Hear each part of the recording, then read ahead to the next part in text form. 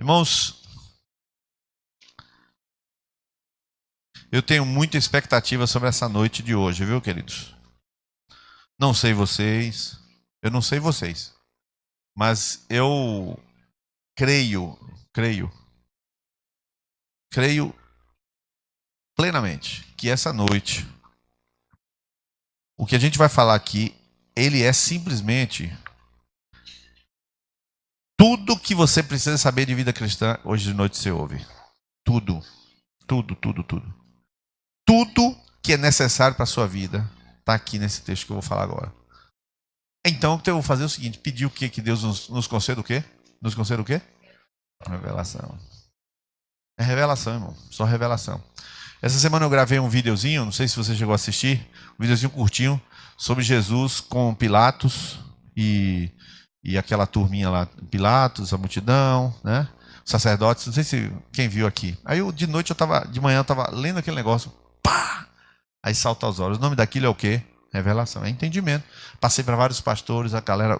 Ontem eu estava na casa de Ney, o pessoal me pedindo, pelo amor de Deus, cadê aquele vídeo? Eu mando de volta. Aí eu fiquei pensando, poxa, que diferença faz uma palavra revelada? Não, muita diferença. Então que Deus nos ajude. Vamos pedir a Deus revelação? Vamos fazer isso? Vamos orar? Senhor Jesus, a nossa mente pode ser aberta pelo Senhor. Agora, aberta para entender. Senhor, o que seremos de nós? O que será de nós sem o Senhor nos abrir entendimento? Senhor, este conhecimento, o maior de todos, o mais amplo de todos, o Senhor pode abrir para nós essa noite. O Senhor pode abrir. O Senhor pode fazer que pessoas, Senhor, que entraram aqui de um jeito, só o entendimento mude a forma de viver daqui para frente. O Senhor pode fazer isso. O Senhor faz isso, traz revelação, abre a mente, Senhor, de cada um de nós, cada um dos teus filhos, cada um de nós. Por favor, Pai, por favor, faz isso. E será para a tua glória. Mas de quem a não ser tua? Só tua glória, Pai. Em nome de Jesus. Aleluia. Vamos ler o verso 15 até o verso 23.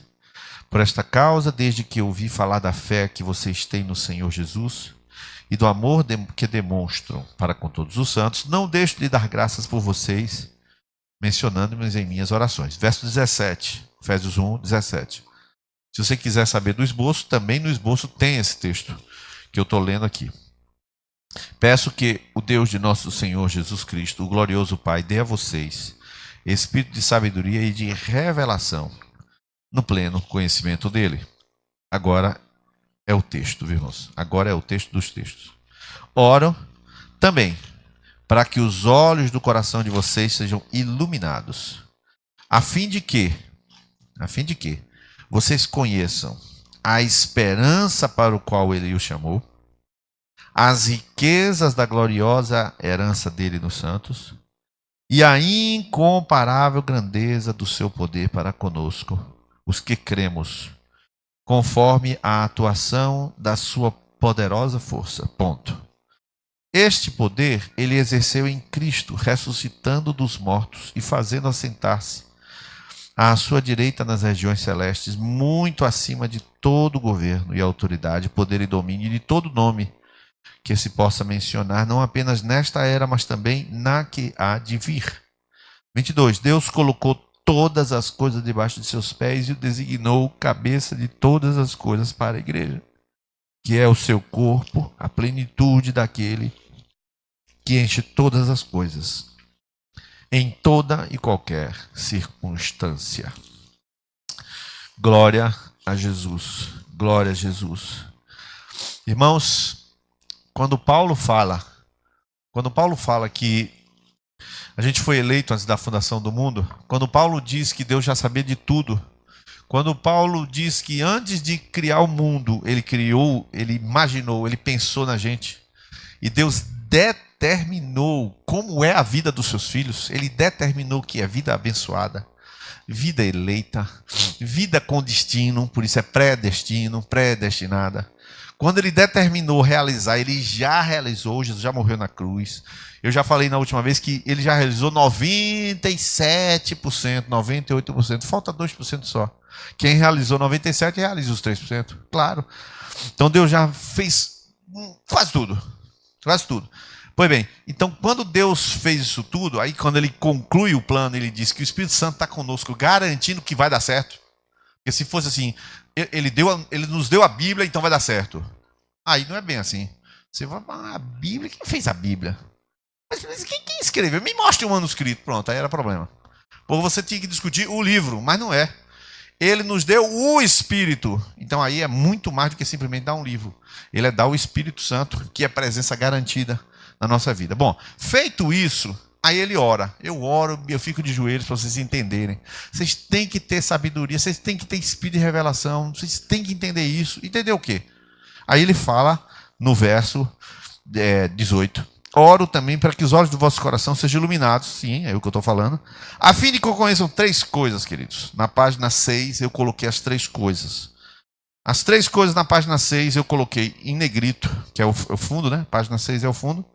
As 3 coisas que ele pede que Deus conceda para a pessoa entender.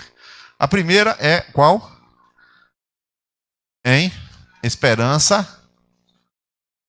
do chamado. Qual é, Bismarck? Pronto, o Senhor me revela que ele falou, esperança do chamado. Bismarck confirmou e com Zaira que estarão aqui na nossa ágape. Falei hoje com Danilo também. Caio fez a cirurgia, vocês sabem disso, né? Caio fez a cirurgia no pé. Ele tinha foi detectado um desvio, alguma coisa assim, e fez a cirurgia para ficar 1 mês sem andar, com gesso, e depois andando normal. Ele já está no processo de fisioterapia, está feliz da vida, né? Eles vão dizer, não vai. Oxe, criança, quando vê um gesso no pé, adora, né? Aí vira estrela na escola, mas enfim. E ele vai vir também. A segunda coisa que a gente colocou aí, a primeira coisa, esperança chamada coisa, a segunda qual é? Glória da herança. E a terceira coisa qual é? Obrigado, amor. Grandeza do poder de Deus em nós. Irmãos, isso aqui é do poder de Deus em nós. Deus em nós. Em nós. Vamos lá. Qual é a esperança do chamado? Em primeiro lugar, Paulo insiste que a gente tenha um entendimento da esperança do chamado. Irmãos, quando você toma um filho seu, e aí eu digo porque 2 filhos eu criei lá de baixo, né? Você pega seu filho, você tem uma parte, e os que não chegaram a essa fase da vida vão saber. Chega uma fase da vida que você fica preocupado com qual curso seu filho vai fazer. O que ele vai ser quando crescer. Não sei se algum aqui já está tendo essa preocupação. Algum? Siloé já está tendo essa preocupação? Ainda não, né? Marlon está tendo essa preocupação? Renatinha, se tiver, tem transtorno de ansiedade, claro, né? Não é possível. Mas você está tendo essa preocupação? O que Catrine vai ser qual é a profissão dela? Ela já sabe o que é, né? Pronto. Então, e agora a preocupação será que ela está estudando? Será que ela vai passar? Será que ela está se dedicando? A preocupação agora já mudou para ser outra. Mas quem tem filho aqui sabe que quando chega uma época, você se preocupa com a escolha do filho. O que ele quer ser e se ele está fazendo jus a isso que ele quer ser. Sim ou não? Pois bem, a esperança do chamado nosso, Deus não fica preocupado, porque ele já sabe qual é o chamado. Ele não está preocupado com o que a gente vai ser quando crescer. Porque ele já sabe o que a gente vai ser quando crescer. Esse chamado que Deus fez para nós, ele já tem chegada certa. E é um chamado, queridos, muito, muito poderoso. O chamado, eu coloquei na apostila, o chamado olha para trás, para o começo. Em que sentido? Fomos chamados quando não éramos nada. Fomos chamados para algo. Então você olha e fala, rapaz, hoje você olha a sua vida hoje e você sabe, olhando para trás, quem você é. Quem você era. Lucas falou assim, o que Deus está fazendo em mim, o tempo que eu estou... Quer dizer, pouco tempo, e ele sabe medir algumas coisas que ele já pode ver nele. Agora imagina você olhar para trás, muitas coisas que Deus já lhe curou e já fez. Então eu vou ler esses versículos que são 10 passagens, 10 frases que eu coloquei sobre o chamado, tá? 10 coisas sobre o chamado. Primeira coisa qual é? Para sermos de Jesus. Romanos 1,6, eu vou ler aqui, e você abre 1 Coríntios 1,9, Quem vai ler 1 Coríntios 1:9? Eu vou ler Romanos 1:6. Romanos 1:6, alguém vai ler 1 Coríntios 1:9. Romanos 1:6 fala: e vocês também estão entre os chamados para pertencerem a Jesus. 1 Coríntios 1:9, quem lê?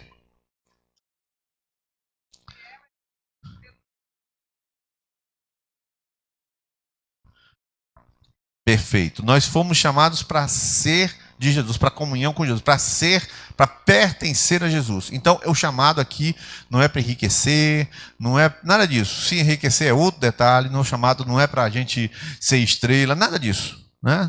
Não tem absolutamente nada a ver com a vida aqui na Terra, é para pertencer a Jesus. A segunda coisa que Jeane já leu, é no próprio texto que ela leu, nós fomos chamados para comunhão com seu Filho Jesus Cristo. Então, o chamado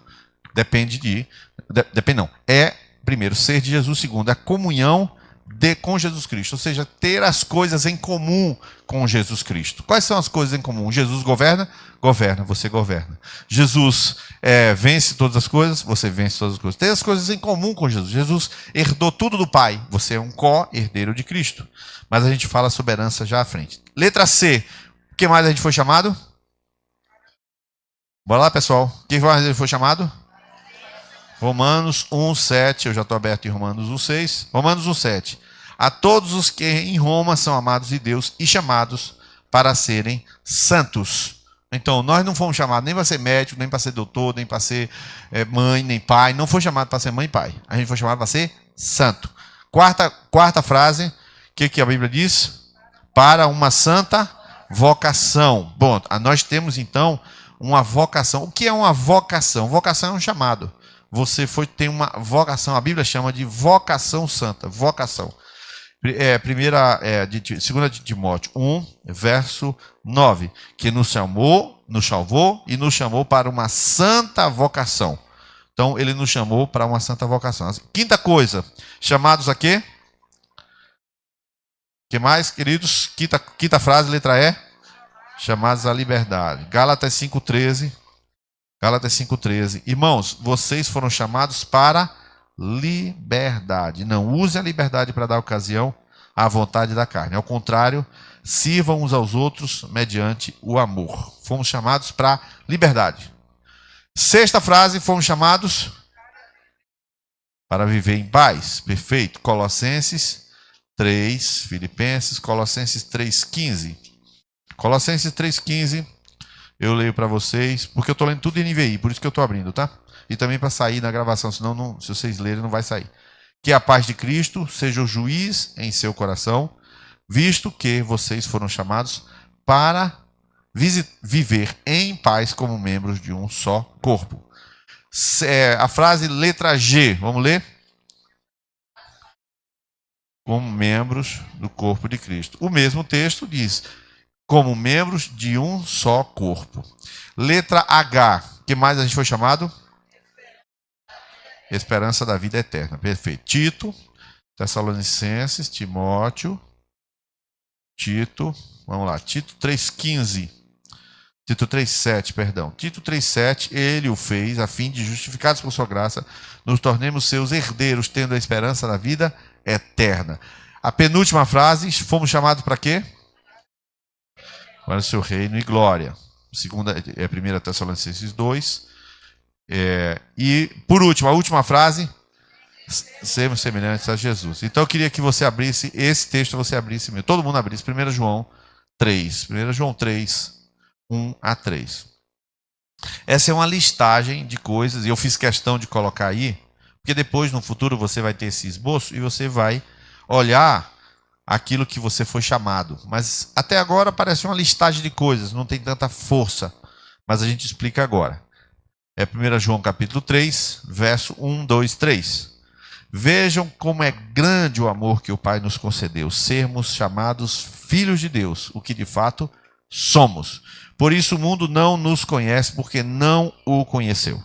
Amados, agora somos filhos de Deus e ainda não se manifestou o que havemos de ser. Mas sabemos que quando ele se manifestar, seremos semelhantes a ele, pois o veremos como ele é. Todo aquele que nele tem esta esperança purifica-se a si mesmo, assim como ele é puro. Pronto. Então nós temos 10 coisinhas aqui do chamado. Do chamado. Aí eu vou agora fazer uma aplicação bem direta, bem clara, bem explícita aqui assim. O que a gente tem problemas na nossa vida? O que a gente tem problemas? Não sabe para onde vai. O que as pessoas têm problemas na vida? Não sabem em que direção está construindo a vida. Ou seja, você para medir que você está melhor, normalmente a gente mede se está melhor no emprego, na parte financeira, ou se a família, no caso, quem está ficando vovó, eu ficando vovô, se dia de domingo todo mundo almoça na sua casa. As vovós sabem disso, né?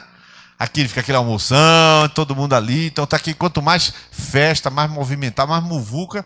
Aí você diz assim, pô, que legal, eu construí uma família. Aí chegando, aleluia, fica assim, já a Ângela chega a dar aquele sorriso de ágape, né? Aquela coisa assim e tal.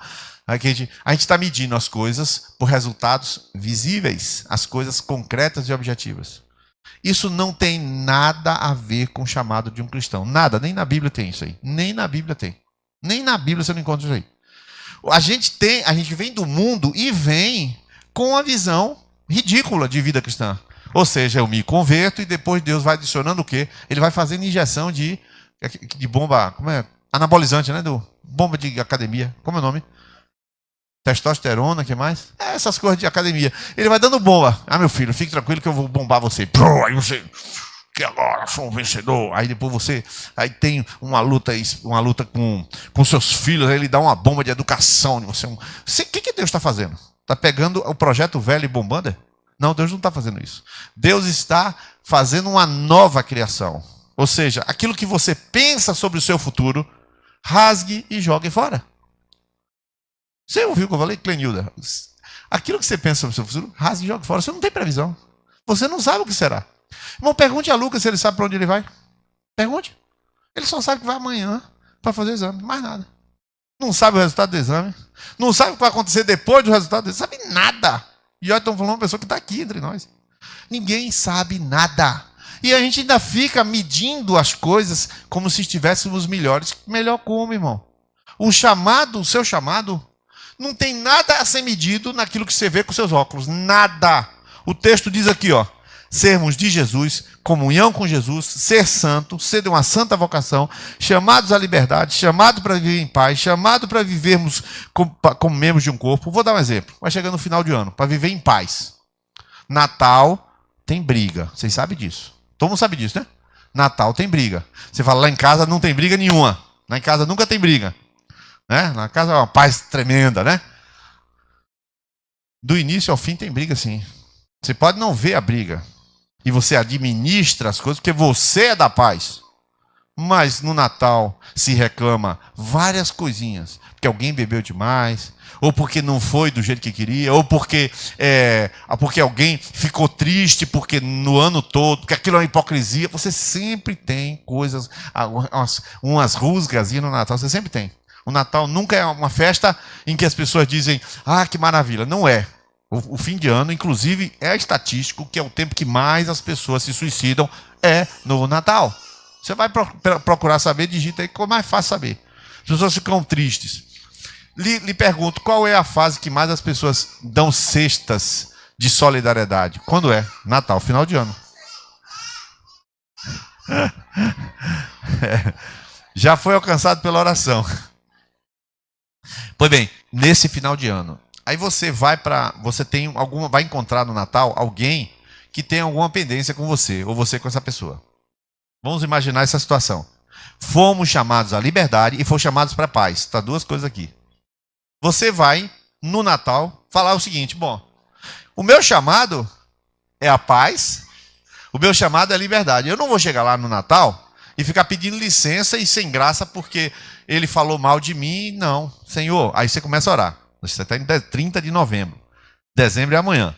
Você fala, Senhor, eu quero uma oportunidade de falar de Jesus para aquela pessoa que está chateada comigo.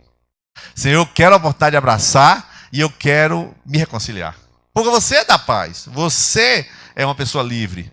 Mas, infelizmente, queridos, alguns de nós não vamos para coisas como essa de família porque alguém está contra a gente. Ou seja, nós não somos livres. Alguém nos prendeu. A mágoa de alguém, ou a língua de alguém, a maledicência de alguém, prendeu você. Eu estou te falando uma coisa, eu não estou inventando, eu estou falando uma coisa que passei anos em dificuldade com a minha família. Anos em dificuldade. Depois que eu tinha uma empresa, porque algumas pessoas aqui não sabem disso, né? A gente tinha uma indústria aqui de Feira Santana, tal, empregava 50 pessoas, tal. Tinha uma carreira profissional. Aí depois que ano mais ou menos 2006, que Deus mandou parar de ser empresário e se dedicar integralmente, 2006, 2008, eu não lembro bem, eu comecei a me dedicar exclusivamente na igreja. Um comando, uma ordem do Senhor que eu nem queria. Você já sabe da história, mas resumindo, até aquela época eram sócios meu irmão e anteriormente até 2006, 2005, meu cunhado. Irmãos, trabalhar em família, os dois, não é uma coisa simples, não. Não é. É um negócio assim delicado, né? A Lisiane e Cristóvão trabalham juntos.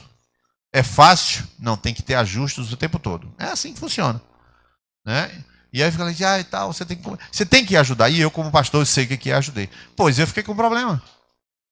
Meu cunhado largou o trabalho. Você trabalha também com seu irmão, né? É fácil? Não é fácil, não. Quem trabalha com parente não é fácil, não. E eu trabalhava com meu cunhado. Meu cunhado disse, eu não quero mais ser sócio aqui, eu quero meus 300 mil. Aí eu falei, como é que eu vou te dar os 300 mil do caixa da empresa? Não, se vira aí. E começou. Aí demos uma indústria para ele. Ele montou a indústria de cosmética e quem pagou fui eu. Foi a empresa que eu estava. E começam as tratativas. Passei a empresa para o meu irmão. Tem mais ou menos 1 ano, 2 anos mais ou menos. Passei a empresa toda. Assinei uma procuração, nem lá fui. A empresa faliu. Não tenho nada. Aí você pergunta assim, eu fico chateado com ele ou ele comigo? Como é que fica? Irmãos, nós ficamos com problema. Passamos vários anos sem comemorar Natal. Sem ir para festa, coisa nenhuma. Eu estou falando isso no microfone, está gravando? Tá. Porque essa é a verdade da minha história. Então tem dificuldade. Mas eu fui chamado para paz. Não, nós vamos começar a organizar. Não, nós vamos consertar isso. Não, a gente vai consertar isso e começa a orar e começa a pedir misericórdia a Deus. E hoje, esse ano, Fernando, 22 de dezembro, Natal com a família. Lá vai nós, todo mundo. Eu não quero saber quem está assim, quem está assado. Eu vou abraçar, vou beijar, vou dizer que amo, porque eu amo mesmo e tal, e tal. Eu tenho que superar isso. Eu sou o chamado para a paz, que não é problema. Então existem coisas que você tem que fazer, porque este é o seu chamado. Seu chamado não é trocar de carro, irmão. Meu chamado é trocar de carro esse ano. Quem disse a você? Anda com o carro mais 1 ano, mais 2 anos. Agora, o chamado para a paz, chamado para a santidade, isso é um chamado, isso está escrito aqui. A continuação. Para vivermos como membros de um corpo. O que significa? Todos os dias eu e Fernando agradecemos a Deus, a igreja do Senhor. Irmãos, o que a igreja tem feito com você em termos de amizade? Fala aí. Fala aí. Amizade espiritual. Seja sincero. Seja sincero. Com uma pessoa que chega e rasga o coração na sua frente, está numa conexão, alguma coisa assim, ela fala, rapaz, eu sou uma pessoa muito má, eu preciso melhorar meu coração. Essa semana eu briguei com meu marido, mas eu quero consertar. Você ouvindo uma pessoa na sua frente falar um negócio desse, você confia ou não confia numa pessoa dessa? Aí você fala, rapaz, eu quero ser amigo dessa pessoa. A pessoa nem cozinha direito. A pessoa nem sola até o bolo na hora de fazer. Mas você quer ser um amigo de uma pessoa dessa? Porque essa pessoa, você ouviu ela ser verdadeira. Você diz, ela não está com máscara. Agora tu chega no teu trabalho, a pessoa, você não sabe em quem confiar. Sim ou não? O texto diz, nós fomos chamados para ser membros de um corpo. Ou seja, aprender a ser amigos de verdade das pessoas certas. Com isso não quer dizer que você não vai ter paz. Eu já falei da paz, agora estou falando do corpo. Né? E esperança da vida eterna, as últimas 3 coisas para o seu reino e glória. Esperança da vida eterna para o seu reino e glória, HI. Irmãos, vou fazer uma pergunta aqui. Quantos têm medo de morrer? Só levanta a mão. Você tem medo de morrer? Tem medo de morrer? Eu já vi gente dizer, rapaz, eu tenho medo de morrer. Que aquele caixão, ficar dentro daquele caixão apertado, que nada, não é para mim não. Eu já vi alguém falar isso. Você não vai ver nada, fique tranquilo. Você tem medo de morrer? Irmãos, eu tenho uma convicção que Deus não vai deixar eu morrer. Eu vou dizer por quê. Para não deixar um trambolho de uma casa para meu filho e minha filha. Porque se eu deixar aquela casa para os coitados dos meus filhos, coitado que eu digo, aí vai ser coitado mesmo. Quando eu estou falando nesse sentido, aí é problema.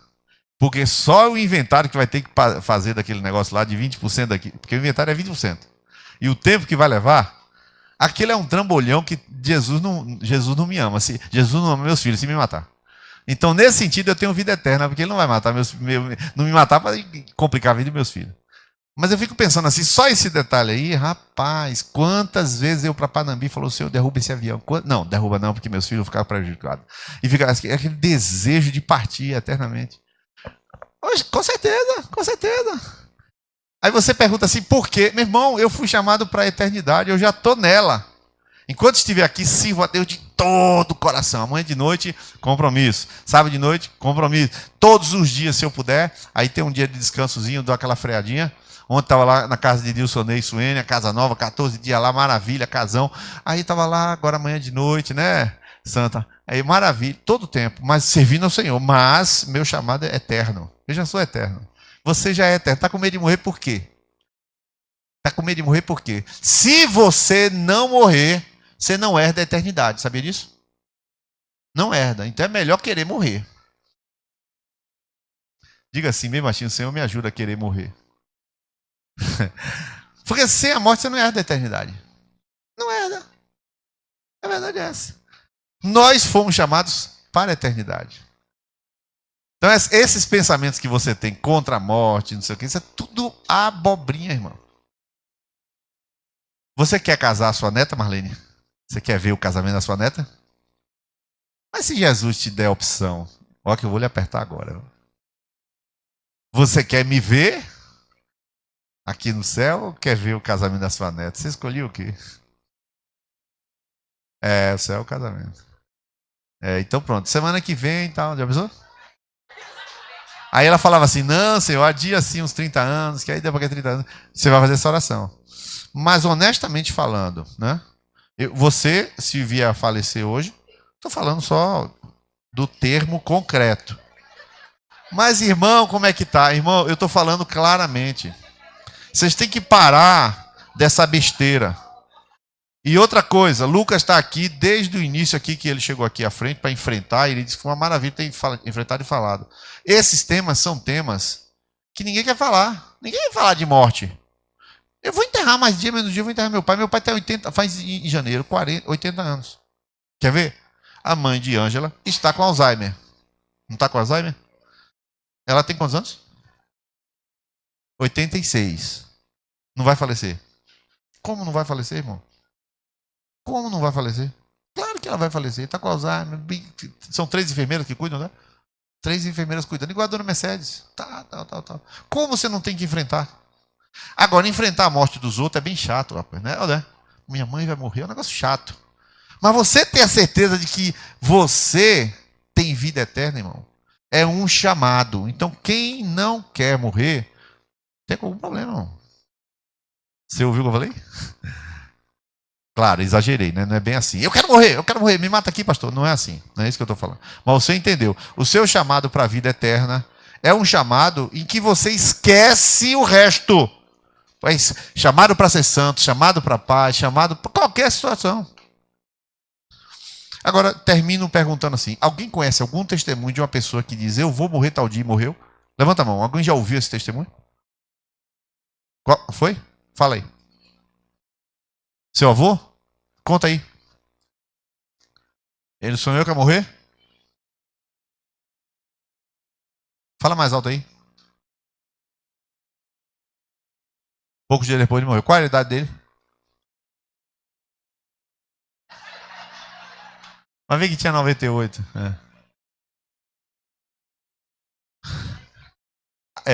Aquelas pessoas bem velhinhas, eu já ouvi histórias assim, ele sente a morte chegar. É ou não é? Ele sente a morte chegar. Mas ele não sente assim a hora que vai morrer, o dia que vai morrer. Não é assim. As coisas acontecem sem uma ideia clara. Cristóvão? Seu tio? Como é que foi aí? Fala aí.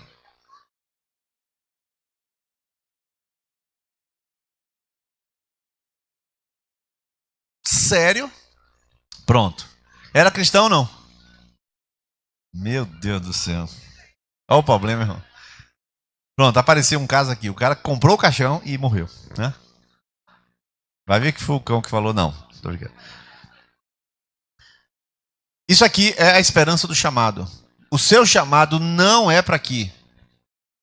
O chamado do seu filho Não é a profissão do seu filho, irmão.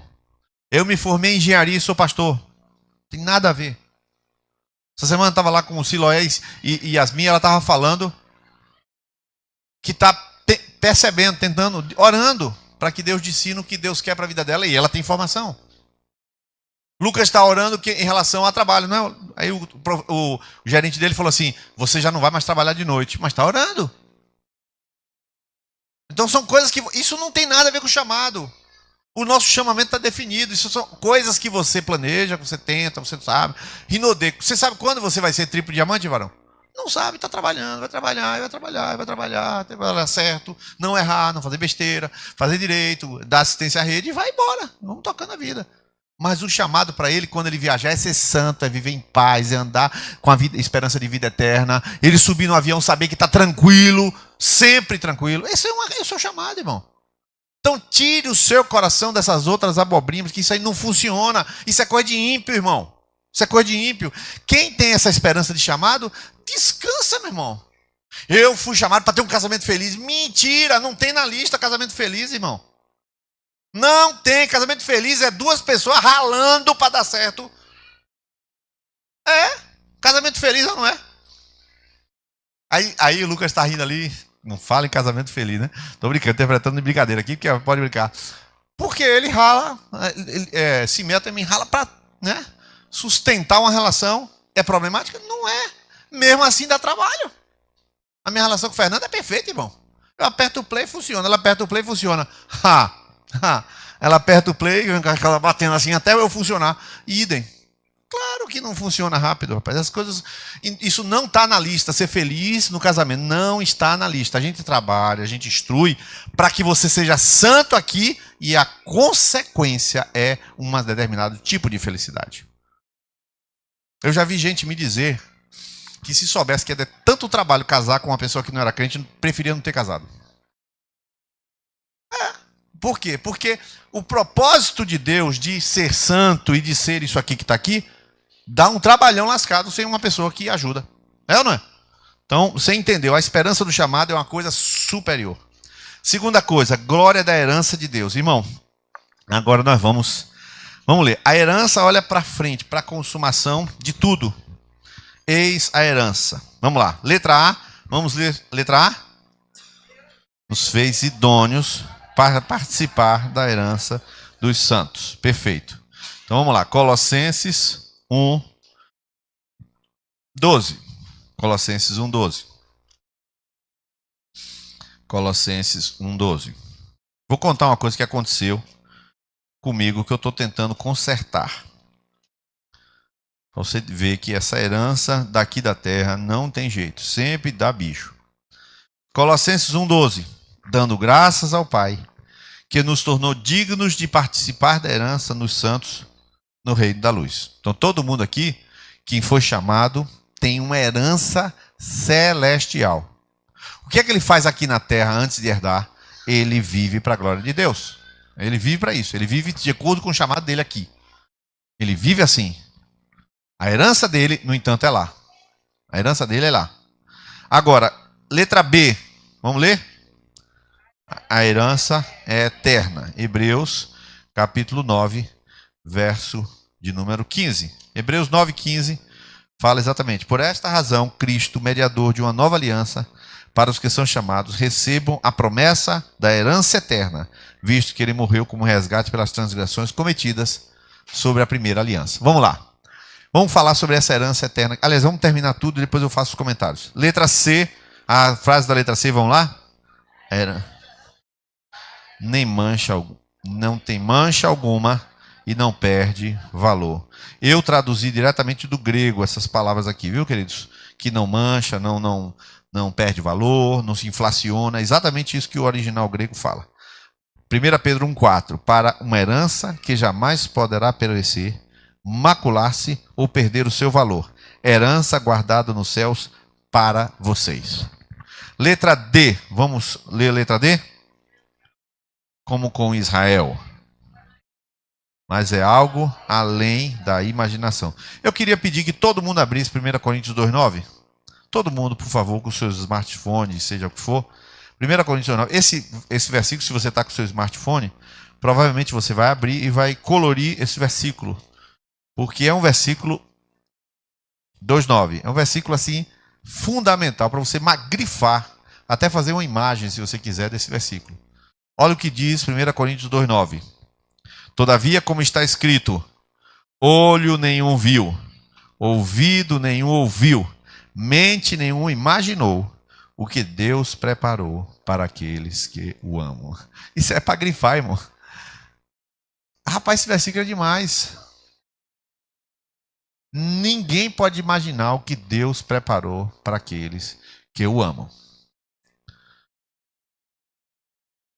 E letra E. Vamos lá, letra E. A antevisão desta herança produz amor e alegria indescritíveis. Olha agora a antevisão desta herança eterna. Irmãos, vamos lá. A antevisão, eu estou vendo antes. A antevisão é isso. 1 Pedro 1,18 diz assim: pois vocês sabem que não foi... 1,8, perdão. 1,8. Eita. Mesmo não o tendo visto, vocês o amam. E apesar de não o verem agora, creem, obrigado, amado, creem nele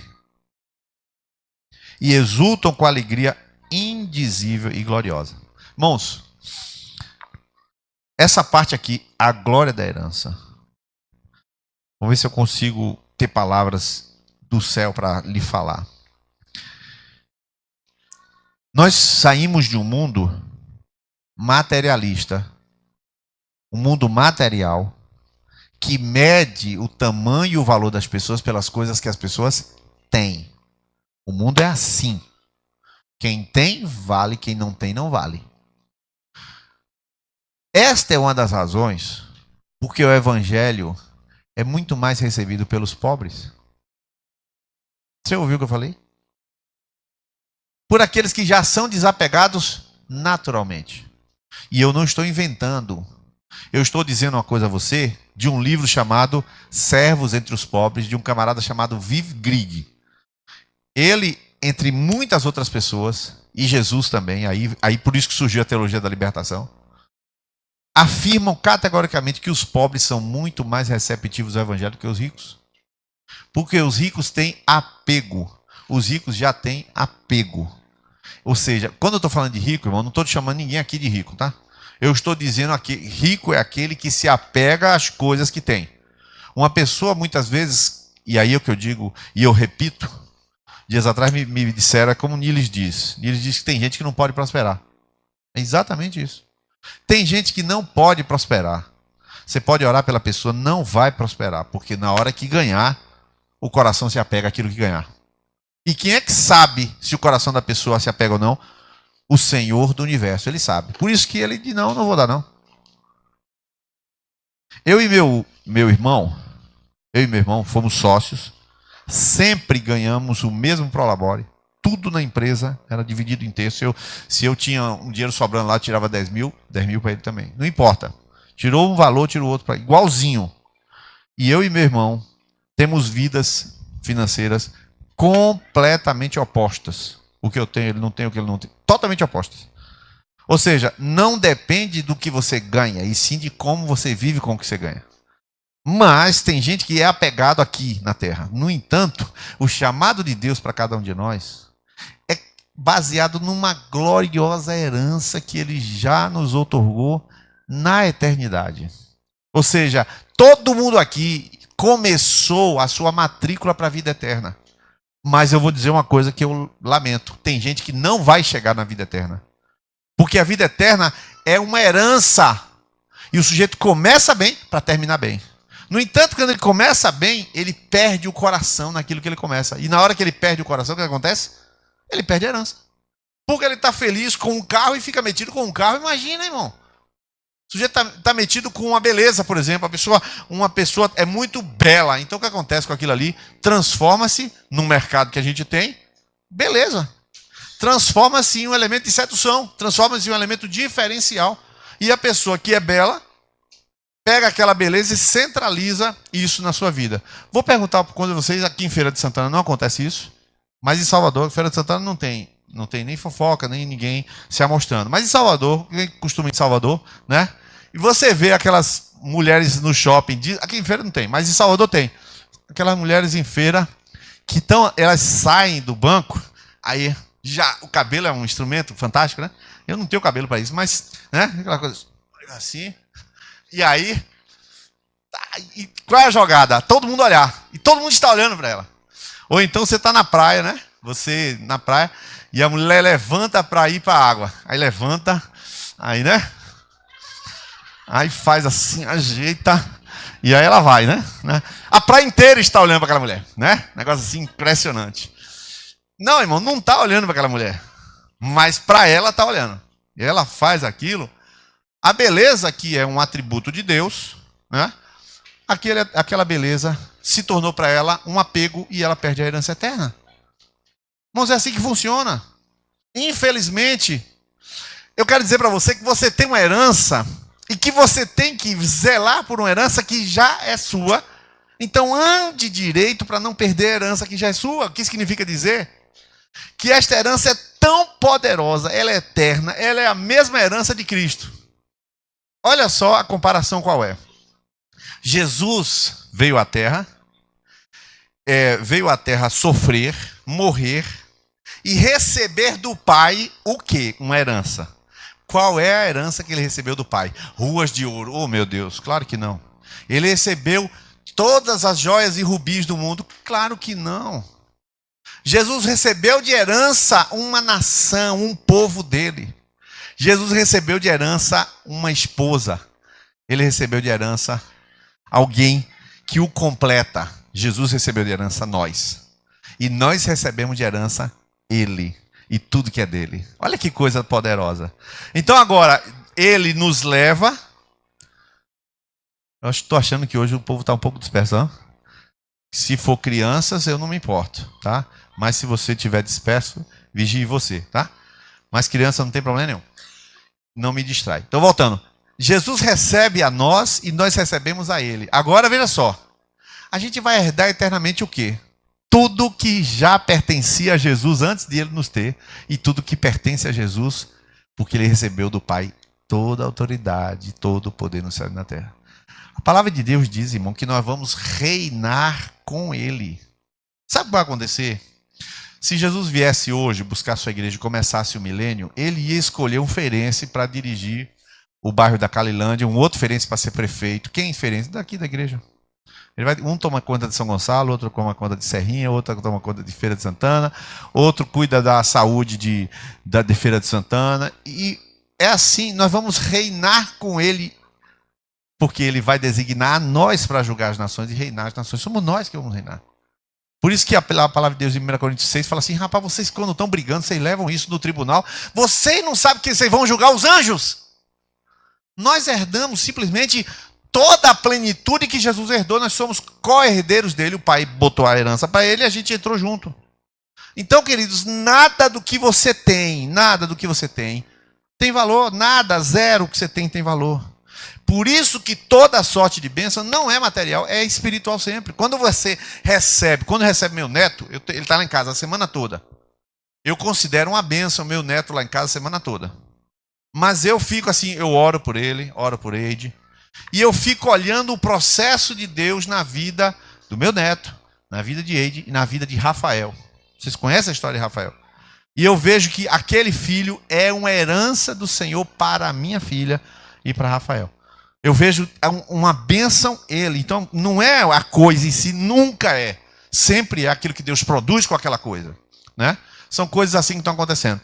Então, herança que Deus te deu é para que você não ponha os olhos em nada. Em nada. Em nada.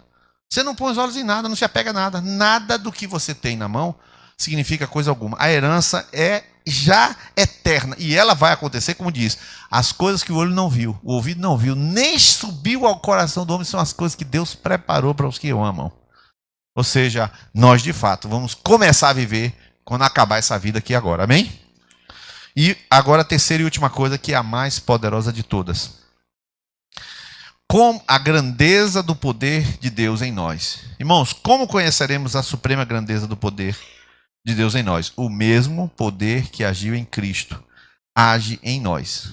Irmãos, vou colocar aqui no quadro, porque tem muita coisa aqui em cima. Vou colocar aqui no quadro as 3 palavrinhas: a suprema, a outra palavra, poder e eficácia. E eficácia. Vou colocar essas 3 palavrinhas aqui, porque aqui vale a pena que essa é a parte mais forte do texto. A parte mais forte do texto diz assim: para que vocês conheçam a esperança do seu chamado, a riqueza da glória da sua herança, e agora, a incomparável grandeza do seu poder para conosco, os que cremos, conforme a atuação da sua poderosa força. Pronto. Este poder, este supremo poder que operou em Jesus, eu coloquei aqui, ó, na letra A, suprema, hipervalo, fala de um arremesso que ultrapassou todos os outros. Então, como é a figura que Paulo está querendo dizer? Ó, presta atenção. Eu já me amostrei, é assim mesmo, eu já me amostrei no Mar Vermelho, eu já me amostrei na muralha de Jericó, Deus está falando. Eu já me amostrei em tantas outras situações. Já me amostrei com o sol, que Josué falou: lua detente no vale de Quilion e sol no vale de Ajalon. Parou, e parou mesmo e acabou. Ou seja, eu já mostrei eu já dei várias demonstrações. Agora eu vou pegar uma flecha e vou mostrar. Agora vocês vão ver o que é poder. Aí ele pegou uma flecha, hiperbalo, que passa todas as outras flechas e se torna a campeã de todas. Qual foi a maior demonstração do poder de Deus? A ressurreição de Jesus Cristo. Porque a ressurreição de Lázaro, o que aconteceu com a ressurreição de Lázaro? Jesus estava lá de fora. E Jesus falou o quê? Jesus viu Lázaro, viu o túmulo e falou: Lázaro, ainda disse o nome, ele disse: Lázaro está para fora. Então há o quê? Há uma ação racional. Há um Deus comandando, há uma ação de comando. O filho da viúva de Naim tocou o esquife e aí pegou Dorcas também, que ressuscitou. Pedro ressuscitou, mas Dorcas morreu. O filho da viúva de Naim morreu. Lázaro morreu de morte, não está vivo. Eles não estão vivos. Eles ressuscitaram, mas não estão vivos. Outra ressurreição no Antigo Testamento. Eliseu, os ossos de Eliseu estavam no caixão e um soldado qualquer jogaram um corpo em cima dos ossos de Eliseu e ele ressuscitou. Quem é que estava envolvido naquela ressurreição? Deus. Deus colocou um poder sobre os ossos de Eliseu e ele ressuscitou sozinho. Perfeito. Mas Jesus não, ninguém deu comando. Não tinha um apóstolo ali para dizer: Jesus, sai para... Não existe, ninguém tinha comando. Ele entrou no túmulo e falou assim: daqui a meia hora eu saio. Você já pensou que é isso? Ele entrou no túmulo e falou: não, agora não, meia hora não, porque ainda tem tempo lá embaixo, vou tomar a chave do diabo, ele vai resistir, mas vou mandar ele ficar no chão, ele vai. Eu vou falar, não. Ó, 6 da tarde, 5 da manhã eu levanto. Pronto. Botou no relógio e Jesus sai, vai às partes mais baixas, anuncia no inferno, volta e ficou sentado lá esperando das 5 horas, que ele nunca atrasa, né? Então Deus, como nunca atrasa, ficou esperando a relógio. Quando deu 5 horas, aí Jesus arrumou os lençóis, que Jesus arrumou, ele não saiu feito a maioria dos adolescentes, levantou e saiu correndo, não. Ele arrumou os lençóis, deixou tudo lá dobrado e saiu do túmulo. A pedra foi removida e ele saiu do túmulo. Que poder foi esse que ressuscitou Jesus? É o maior poder que já operou no universo. Não foi alguém dizendo sai. Foi ele saindo com poder. A ponto de passar por paredes e dizer: eu passo por parede. Porque quem é que passa por parede? Um anjo, né? Porque é um espírito, então ele passa pela parede, só que não come pão. Como é que o anjo vai comer pão? Me dá um peixe, um pão. Ele passa, mas não come. Porque ele não é um corpo, mas também não é... Ele é um espírito. Ele tá num dos extremos. A gente não passa pela parede. A gente vai passar pela parede e se bate. O anjo faz isso, atravessa. Mas Jesus é mais do que isso. Jesus sai do túmulo e entra por uma parede e come um pão e digere. Ou seja, ele está misturado o espírito com a matéria numa outra dimensão.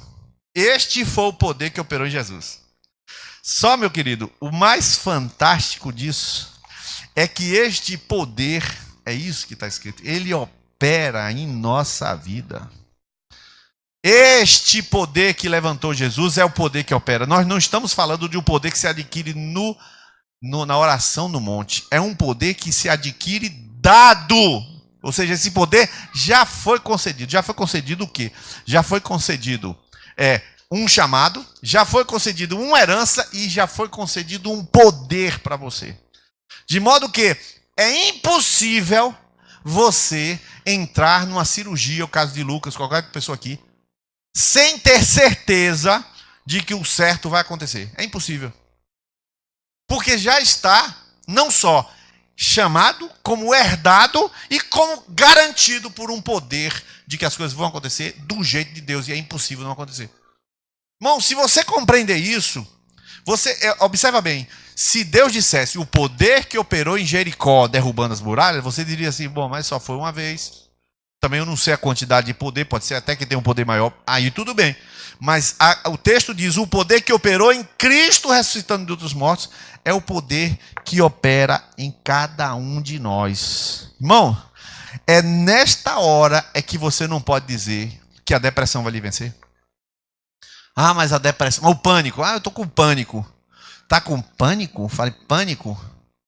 Pânico, tu vai embora da minha vida. Eu estou com medo. O que é pânico? Pânico é medo do medo, né? Você está com tanto medo que começa a ter medo de ter medo. Rapaz, eu acho que eu vou ficar com medo. É assim que funciona o pânico. Já tem medo de ter medo. Ele fala, não, eu não só não vou ter medo, como nunca mais terei medo. O Senhor estabeleceu um poder igual da ressurreição para determinar a herança que Ele já me garantiu. Este poder garante a herança e eu sei qual é o meu chamado para ter essa herança.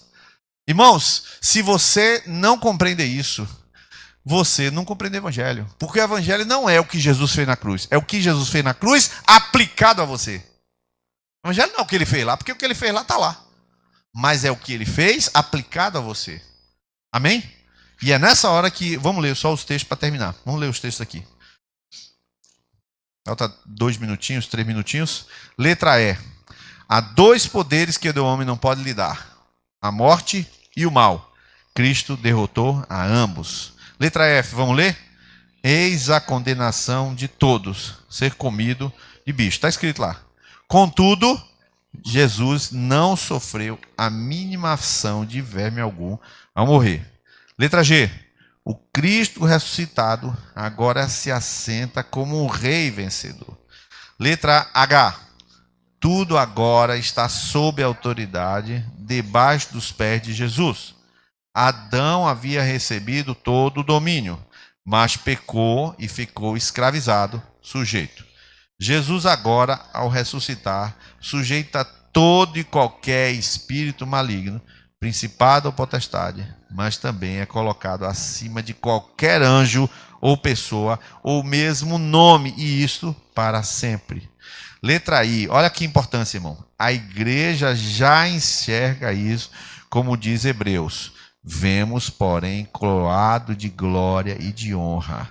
Jesus foi colocado como cabeça de um corpo. Chame-se a isto o corpo coletivo, que é Cristo cabeça e igreja corpo. A igreja é a plenitude de Cristo, não porque é completa, mas justamente porque Jesus a enche. E por último, a letra I, letra L, a grandeza do poder é tanta que criou, encheu, completou a igreja. Irmãos, eu quero orar nessa hora para que o Senhor faça uma revolução na sua vida.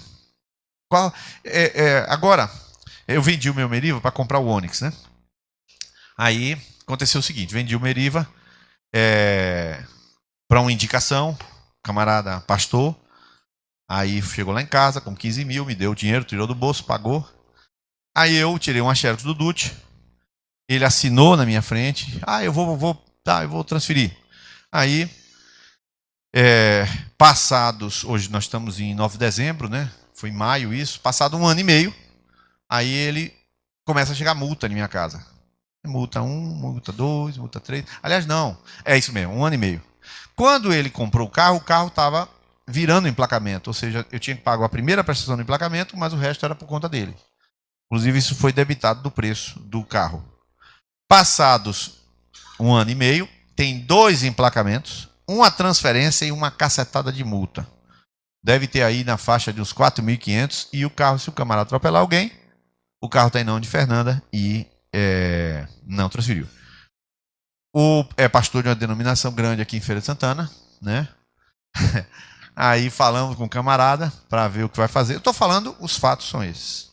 Irmãos, eu estou com um problema.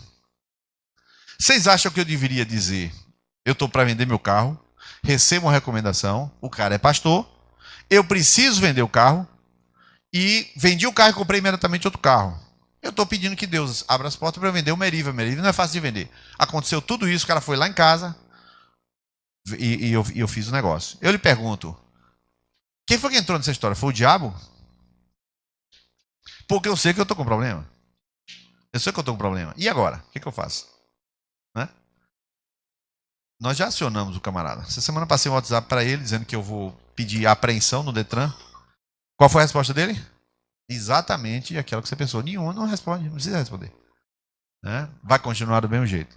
Aí você pergunta assim, e agora como é que faz? Irmão, diante do que eu preguei aqui, qual é o poder que vai vencer? Qual é? É o poder da dívida, do acidente, do Detran? É o poder de quem que vai vencer, irmão? Hein? Eu preciso vender minha casa. Como é que eu vou vender minha casa num crise imobiliária? Fala para aí. Se eu contasse com a crise ou com a falta de crise, eu não me mexia, não fazia nada. Mas, irmão, eu conto com o mesmo poder que ressuscitou a Jesus Cristo dentre os mortos. Esse problema do Meriva vai se resolver Deus me avisando antes ou fazendo um milagre depois, quer dizer, avisando depois que já fez. Sempre vai ser assim. Na sua vida, não há chance de você ficar como cauda, porque ele prometeu. O que significa dizer que nesse ínterim você está glorificando, adorando, vivendo de acordo com o seu chamado, crescendo no conhecimento de Deus, sendo santo, fazendo aquilo que lhe cabe fazer. Eu estou vivendo, irmão. Eu estou vivendo. Enquanto não faz, o que eu faço? Falo mal do pastor, concorda? Meto a língua no cara e falo mal dele, sim ou não? Bom, eu contei um caso, não disse o nome dele. Então eu estou contando um caso. Daqui para trás e daqui para frente. Daqui para frente eu chego e deito a língua nele, murmuração, maledicência. O que eu devo fazer com ele? O que a Bíblia manda fazer? Abençoai os que vos maldizem. Então eu chego em casa e falo, Senhor, abençoe esse camarada. Enche da tua graça. Senhor, que ele esteja cheio do teu poder. Que ele, Senhor, renove a sua vida. E se por acaso o diabo quer trazer condenação por conta do que ele fez para mim, Senhor, tira essa condenação. Que o Senhor abençoe. Vem cá, tem outro jeito de viver? Fala aí. Estou livre dele. Eu estou livre do cara. Se ele não me pagar, Deus paga. E se ninguém me pagar, Deus me dá dinheiro para eu pagar, como já fez isso. Eu emprestei dinheiro aqui para uma pessoa da igreja. Vocês sabem disso. Vocês já sabem da história. No final das contas, ficou debitando 40 prestações de 2.504. E aí? E debitou 100 mil reais na minha conta e eu paguei e acabou. E o que Deus fez? Deus deu o dinheiro para eu pagar, irmão. Em vez de eu girar dívida, Deus foi lá e deu o dinheiro, irmão. E nesse ínter eu ainda orei por ele, abençoei a vida dele, perdoei ele, pediu perdão. Tudo isso aconteceu. Ou seja, ninguém aqui, irmão, ninguém aqui pode sair dessa noite escravo de nada. Nem de exame, nem de notícia, nem de ameaça, nem de sogra. Bom, o pior é que o cara tá junto da sogra. Nem de sogra, de nada. O sujeito não pode sair escravo de nada, nem de doença, nem de gripe. Meu filho está gripado, ele não vai ficar gripado, tem que ficar. 2 dias, volta. Meu filho vai morrer de gripe, meu irmão, para com isso. Jesus fez isso tudo para uma gripe matar teu filho. Toma vergonha, irmão. Toma vergonha, irmão. Jesus vai permitir que aconteça o que na sua vida, senão tudo aquilo que coopera para o bem. Só o que coopera para o bem. Amém? Nós vamos levantar aqui. Nós vamos orar. Pena aqui eu tive que falar de uma maneira mais rápida, mas a gente vai aqui trazer ao Senhor. Você trouxe aqui. Vamos orar. E se tem alguém aqui, irmão, que quer oferecer o Isaac. Sabe o que é o Isaac? O Isaac. Sabe o que é aquele Isaac? Aquilo que você gosta, mas que te preocupa. O que será dele? Irmão, você pega o facão e vem aqui à frente com o Isaac para degolar o Isaac. Tá? Mas também se não vier, não tem problema. O Isaac também pode ser oferecido na sua cadeira. Só que isso pode ser necessário. Pode ser necessário que você tome uma atitude de fé. E nós vamos orar em cima dessas coisas aqui, ó. elas estão garantidas. Agora, elas só não funcionam se Jesus não ressuscitou.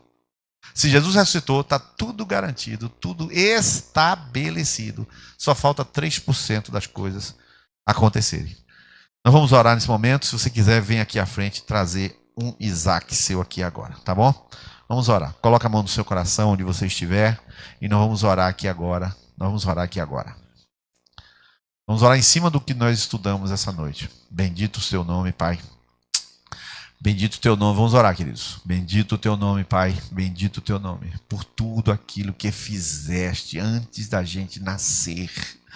Antes de tomar conhecimento. Antes de entrar no plano. Ele já estava todo pronto. Antes de nos avisarem que Jesus ressuscitou. Ele já estava ressuscitado. Antes de nos avisar o que significava isso, já havia poder sobre nós deliberado a nosso favor, meu Deus. Nós queremos só louvar ao Senhor. Senhor, dá vontade realmente de parar aqui nesse lugar e adorar, falar, glorificar, engrandecer, porque, Senhor, o que tu fazes não tem nem palavras para te adorar, não tem como te agradecer, porque, Senhor, a gente não precisa ficar pegado com conta de telefone, com conta de nada, com IPTU, nem coisa nenhuma. Sabemos, meu Deus, que a gente vive numa sociedade materialista e que nos oprime com coisas e dinheiro e contas e tanta coisa. Mas nós queremos soltar nessa noite o nosso coração desse mundo aqui, Senhor. Queremos soltar o nosso coração para poder adotar a vida de herdeiros de eternidade, de quem vive um chamado que não tem nada a ver com essa terra, é um chamado que vai além, um chamado do céu, como João Batista, um chamado do céu. Mas sobretudo nós assumimos agora que este poder que opera em nós, ninguém pode resistir a este poder, nem a morte que tentou resistir a Jesus não pode resistir a esse poder. Pai, todos aqueles que, Senhor, esta noite tinham medo da morte, como se a morte fosse algo que pudesse enfrentar o Senhor, meu Deus, nós enfrentamos com o mesmo poder da ressurreição este medo agora.